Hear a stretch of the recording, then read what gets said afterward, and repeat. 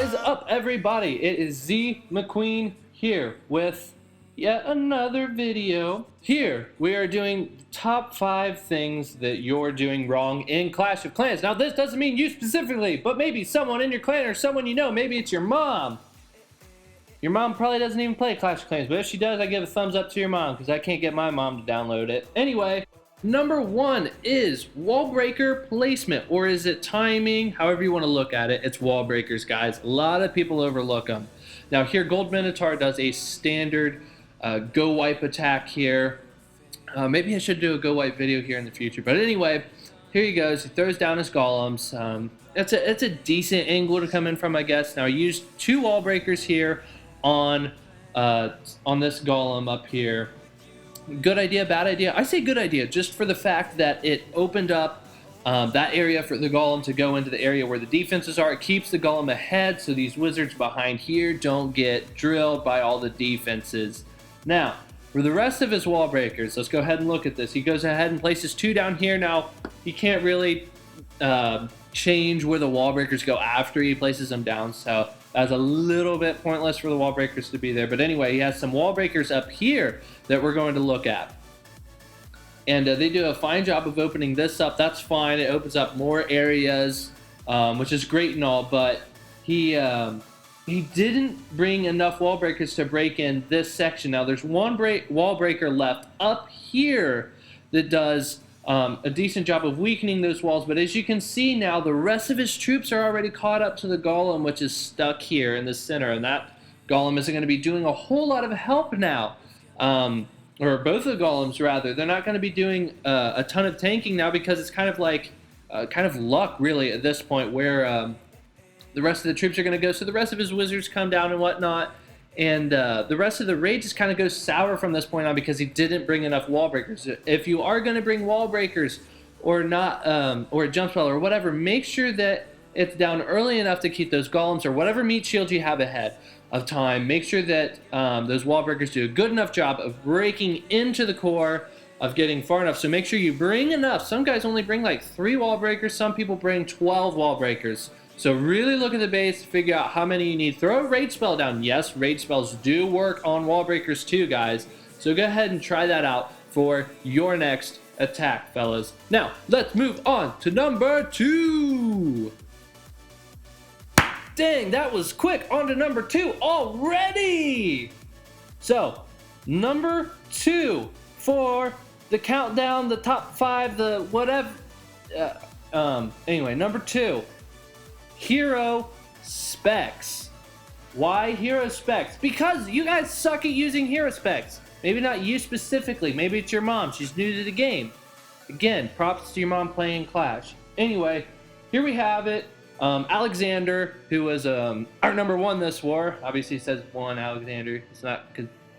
anyway, the hero spec. Timing is huge, guys. I see people place their king down when they're just using a dragon placement. Number 1, that's a whole nother topic, how to use your king whenever you're using dragons and things like that. But as you can see here, he's wiped out a good portion of the base so far, and he hasn't touched his hero specs yet. Why? Because he doesn't need to. Look, his queen hasn't been touched, and look, his king, he's above 3/4 health at this point. He doesn't need to use his spec yet, unless he's getting targeted by something specific, and that depends on what exactly is targeting him. Is he getting targeted by an Inferno Tower? Is he getting targeted by an Archer Tower or multiple targets? Do you still have spells left to use on your heroes? It depends when you're going to use your hero spell. But in most cases, you want to wait until later in the attack in the attack to use your hero specs. So here we go. He specs his king up at this point. At that point in time, for what he was getting targeted, what he needed to get out of his king, that was a good time to use his hero spec on his king. Okay? Okay. Because if you use your king spec at the very beginning, or your queen spec, whatever, if you use it at the very beginning, you're not getting any of that healing power from the king. That's a waste of a heal for your king. Now, sometimes it's advantageous to do that. Is it all the time? Heck no. Is it advantageous most of the times? I'm going to say no, because most of you guys do it way more often than what you need to do. I'm going to go ahead and speed this up here. Now, he waits on his queen's spec here for this last bit. Now, why does he wait for her to get down so low? You're saying, Z, he's waiting too long on the spec. He's only getting targeted by one thing. It doesn't matter when he specs. Maybe not in this specific instance. But he waited extra long here so his queen could stay alive that much longer to where, and I'm sure you know, for the queen spec, she does turn invisible, so something else, so something will start targeting those archers that she spawns or other troops if you happen to have other things alive for the raid. So that's it for this one, guys. That's why you wait on your hero specs. And for the Grand Warden, that's a whole nother ball game. We can get into that later, but that's how you wait on your hero specs. On to number 3. We're on to number 3. Isn't this exciting? Are you having so much fun? I know I'm having fun, at least. And that's what really matters, because I'm not getting paid a dime to do this. Anyway, here we are. Number 3 is spell placement. Spell placement is huge, guys. This was an attack on my base, and by Kamikaze here. And if you're watching this, man, why, bro? You taking all my loot and stuff?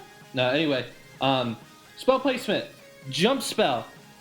This jump spell did exactly what it needed to do. It kept his golems and his P.E.K.K.A.s ahead of the pack here, taking the brunt of the firepower from my base, and his golems were able to nicely get over there with no problem at all. As with the rest of his troops, he did a good job there with his wall breaker timing and his spell placement, guys. Notice how the back end of the spells aren't that far back. They're barely touching the troops, and they're staying in front of the troops. Why? Because there's nothing over here anymore. It's all here in front of them, guys. Yeah, it's off to the sides a little bit here, whatnot. But anyway, they're going to start targeting the things that are closest to them, which is right around here, which is where he placed his spells. He did a great job of placing his spells here. Waiting on him to throw that last rage down, which is right here in the center, where it needed to be. Exactly where it needed to be. Why? Because his queen comes right over here. I don't know if he knew that was going to happen or not. I'm assuming so. He seems like a fairly experienced attacker. And now the back end of the spell is right here at the edge with the queen. And the rest of the spell is in front of the queen where she's going to be going. Guys, this is how you need to be placing your spells. I see way too many new attackers place spells right on top of the troops or even a good bit behind them. And I'm like, guys, start throwing them down a little bit in front of your troops where your troops are going to be at. Not exactly where they're at the time, but where they're going to be. Just get the tail end on them and have the majority of the spell in front of them. Now, any experienced attacker will know this and will figure this out from trial and error. Maybe you don't. Maybe you still suck and you played this game for years. Hopefully that helped. We're on to number 4 now. Number 4, guys, whenever you, like, as you can see here, I've been doing a lot of the queen walk lately just because my queen hasn't been down from upgrades or whatever. Whenever you go to bed at night, or whenever you're not going to be playing for a long period of time, make a big army, something that takes a while to make. If you have the resources to spare and you can hit bases like this, look at that available loot. Now, this wasn't exactly the ideal base to hit with this kind of an army. I mean, Barch would have honestly probably done better, but that's beside the point. You can attack a lot stronger bases with things that take longer to make, like wizards. Those take forever to make. P.E.K.K.A.s, those take forever to make. So guys, you can really like get into the core of a base with making stronger troops like P.E.K.K.A.s and wizards and things like that if you usually don't use them, whether it's like barbarians or archers or something like that you're usually attacking with. So you can make a lot better attacks like that. So that's one other trick, hopefully, that you guys weren't already doing. Hopefully that helps. something like that. So make big armies overnight if you have the spare resources, whether it's dark, whether it's elixir, or gold. I don't know. It takes gold to search stuff. So yeah, don't worry about gold. Who wants gold anyway? On to number 5. Number 5. Here it is, fellas. Number and girls, and however you identify yourself. Anyway, on to the video. Number 5 is make sure you're trimming your Christmas trees and the rest of your stuff. Like, guys, I can't tell you how many times I see other people that don't trim their Christmas trees or any other kind of their trees on the outside here. Make sure you're keeping up with that. Goodness, that looks nasty. You got to keep up with that. No, but really, it's trap placement, people.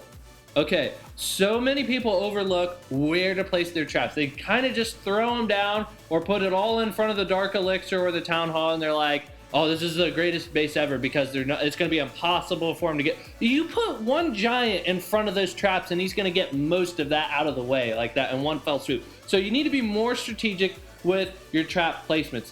Now, on the outside of my base here, you can see, now this isn't my base actually, it's Ashland's base. I don't know if I said that earlier or not, but anyway, go check out his YouTube channel if you haven't already. I don't know why you haven't, because he's simply better than me. But anyway, as you can see, I have 3 bombs over here, and there are 3 down here that already kind of weakened up these giants. And as you can see, this is a spring trap, that board thing that's springing up from the ground there, believe it or not. And that's a great place that wall breakers tend to go to. And I think there's another one right here too, where at the corner between this giant and the bomb there as well. We might see one of them get flung here. Nope, they just missed it. But anyway, that spring trap did a good job there. The giant bomb here is good for taking out troops as well. So you need to be strategic with where to place your traps at. And you're saying, okay, Z, I understand now. I need to be more strategic with how I'm placing my traps. But where do I put them at? Well, it depends on the base layout. And I can go further into detail if you guys really like this. But as you can see, for here, I've got skeleton traps over here by the dark elixir. Now, why I have it by the dark elixir is whenever they spring up, usually as long as the troop AI isn't super wacky or anything like that, it's going to go ahead and distract those troops that little bit longer. So things like the wizard tower, this Tesla, the Inferno tower, whatever else is in the area, can finish picking off those troops, hopefully. So the skeleton traps are actually extremely important. I highly recommend that you upgrade those sooner than later. A lot of people wait till the end of the town hall level, or they don't even bother upgrading their traps at all. And I recommend that you do upgrade them, and I recommend that you upgrade them fairly early on. Let's say you don't have quite enough gold to upgrade your wizard tower to the max level at that town hall level. I would say go ahead and start working on that skeleton trap then. It's definitely worth it. And as you can see, those skeletons are doing a good job. They did a good job, rather, of distracting those troops for a little bit more on this replay here. There's a lot going on with this, and I can't share entirely in just this one video where I'm discussing a lot of things with how to place your traps and things like that. But generally, guys, on the corners of walls where you see people using wall breakers on your walls a lot, go ahead and place a spring trap or two. Go ahead and place them on the corners where wall breakers tend to go. Just watch replays on your base. See where people attack your base from. Start placing some traps strategically there. If you're getting, if a lot of people are using hogs on your base, start placing a spring trap in between, like this cannon and the archer tower here.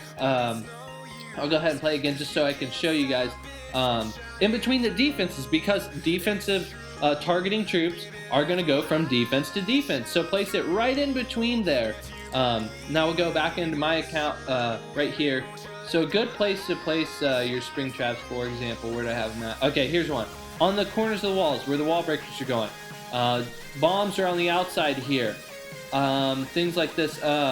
This giant bomb is buried pretty far back here, so hopefully when troops get really into the core there, that's when they're going to set off, and when it's a little bit too late to be thinking about where you should place your troops, because at this point you're not going to have any control where your troops go after you already lay them.